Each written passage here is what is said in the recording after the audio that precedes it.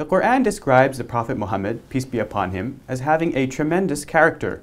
What does that mean? We're joined by Nouman Ali Khan, here to tell us a story that will illustrate something about the character of the Prophet. Brother Nouman, how do we know that the character of the Prophet Muhammad was tremendous? Can you give us some examples of that? Sure, yeah. I think the reference you made from the Quran, إِنَّكَ لَعَلَى خُلُقٍ عَظِيمٍ, that you are absolutely, without a doubt, committed to a high ethical character and a great ethical character, is important to understand. And in addition to illustrating it through an example, what I'd like to illustrate is that that particular statement in the Quran is very early. It's a very early revelation. And what that suggests is that this is not referring to the Prophet's character as a prophet, that it's actually referring to his character as a person being a member of that society for 40 years. It's actually referring to him pre-Islam. And so he's a citizen of this community, and then God refers to his great character in this way. Why?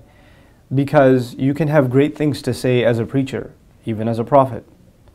But a message is it's hollow in and of itself if it's not fortified by credibility.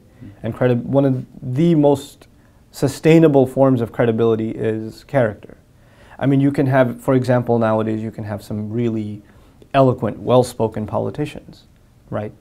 But what's the easiest way to dismantle their entire political campaign? Smear character, right? If you can find something that's a flaw in their character, some kind of corruption, then it doesn't matter how well they speak and how highly they speak of ideals, none of it actually means anything because there's no character to back up those high claims. So the Prophet's given the highest speech, this high noble message, right? So it wouldn't have any validity if there was no substance and credibility to his character.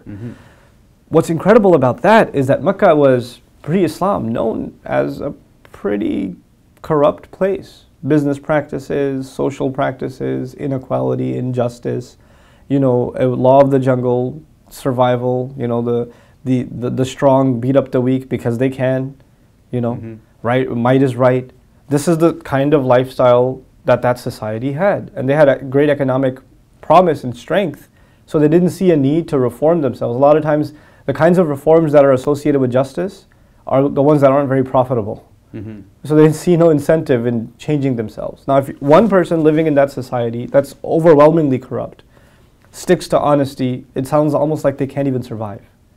And yet he not only survives in that society, he sticks out so much from the rest because of his character, not because he's preaching anything.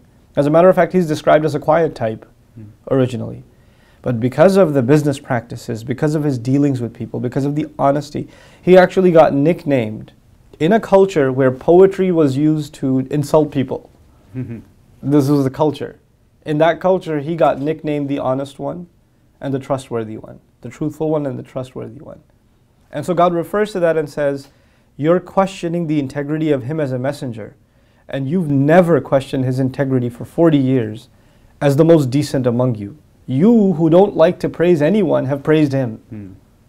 You who are obsessed with praising yourselves have praised him. So the ultimate testimony to your character is the testimony of those who aren't even on your side. So even those who didn't really want to accept this message, they couldn't deny that he they couldn't was deny his truthful character. and that, you know. And that's the ultimate testimony to Islam for us. Muslims see that if we're going to deliver the message of Islam, that's a message. But that message also will be hollow until we display character. So these words are actually not just for us to educate non-Muslims about, but it's actually a very powerful lesson for ourselves to really engage in very serious ethical reform. That would be easy for anybody to see, Muslim or not. Okay, thank you, Brother Nouman, for telling us a little bit more about the character of Prophet Muhammad. I appreciate that.